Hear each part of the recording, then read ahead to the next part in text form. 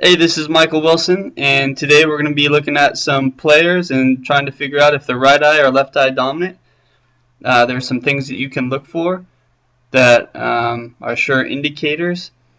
I don't know for sure if the players I'm talking about are right eye dominant or left eye dominant, but certainly there's some traits that they have that you can make a strong assumption one way or the other. And we'll look at how the eye dominance can affect your range of motion and what you can do in the swing. So on the left here we have got Jordan Spieth. Right, we've got Jim Furyk. So we watch Jordan take it away. He's got a nice big turn off the ball. But first off, he's got a little bit of a head tilt to the right. Lets him see the ball a little better out of his right eye. And as he takes it back,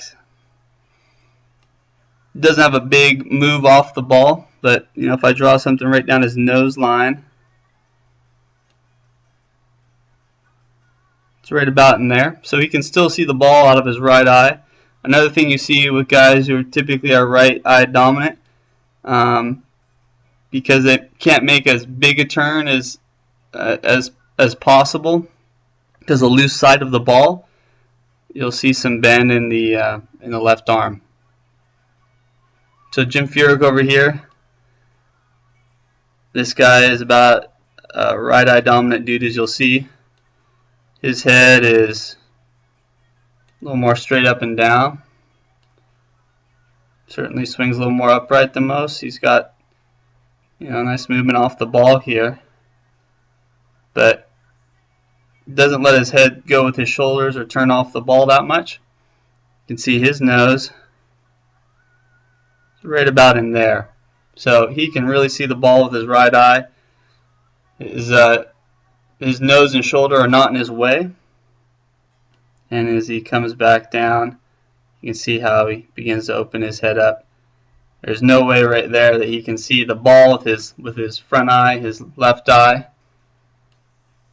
So he doesn't take his right eye off the ball during the whole swing.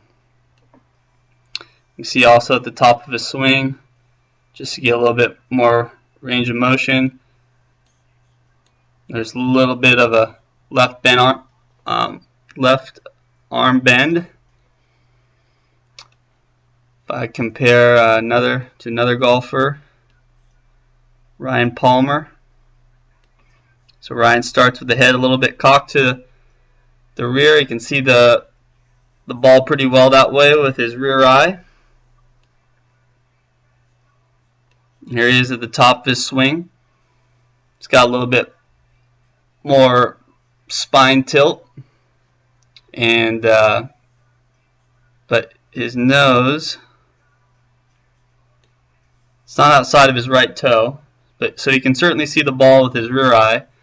Again, you see the bend of the left arm. Nothing wrong with that. Just allows these guys to get a little bit more turn. You can see both these guys, the driver isn't getting to parallel or past parallel. And this is the longest club in their bag as well. So if we compare it to, let's compare it to Dustin Johnson, who'd be on the other side of the spectrum.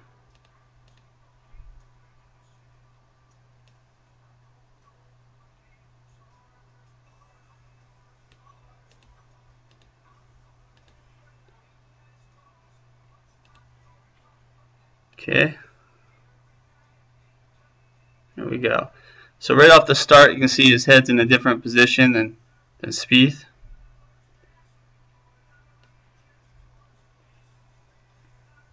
His nose, in relation to his face, is about where Speith is at the top of the swing. Not even, or more, really. So you see this, he starts the movement with the head kind of going even more, and he gets a huge turn off the ball. I mean, his nose now, in comparison to his face, is looking somewhere in that relation, so there's no way that his rear eye can see the ball. He's looking at that with his front eye only, and he can create a huge turn, massive turn with that. and keep his arms straight because his chest and body and hips are turning more. You can see that compared to Speith.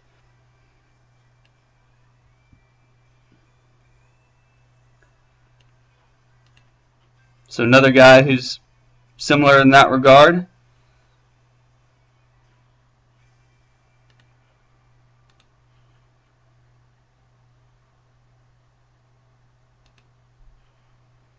Sergio Garcia.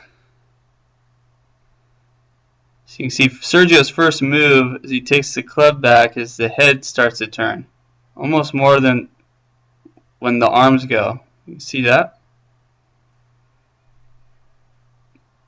Another guy with a huge turn off it. Left arm stays straighter. Nose is somewhere out over there, so well outside his rear foot. So he can't see that ball with his rear eye. He can see it with his front eye. And another thing you kind of see is the head tends to stay down a little bit longer through impact. With the left eye dominant right-handed golfers, they can see the ball after it takes off, where someone like the extreme Furyk back here. Let me find him again.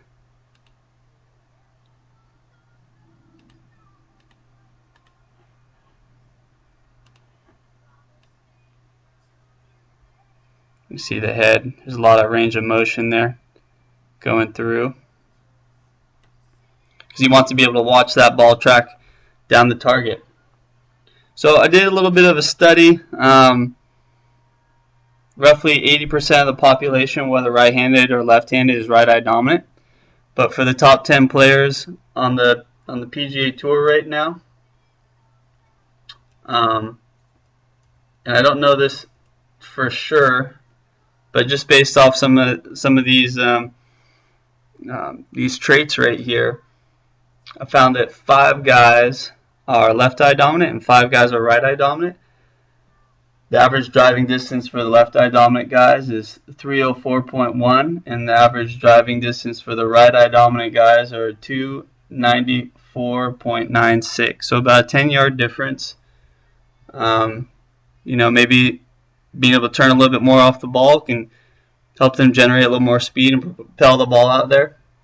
Certainly it helps with putting. You see a lot of really good left-eye dominant guys. Helps them aim a little bit better. They can see the line that's tracking down. If they're right-eye dominant, it's easier to kind of have a more in-to-out path, and you got to set up a little more open or change your setup just a bit. It depends on the golfer and their feel. But Tiger is left-eye dominant. Jack Nicklaus is left-eye dominant, and I believe Ben Crenshaw as well. So I hope that's helpful. When comparing your swing to other golfers, you want to keep that in mind. And certainly when teaching golfers, you want to keep that in mind, what their capabilities are based off their eye dominance. I hope that's helpful, and we'll see you again soon.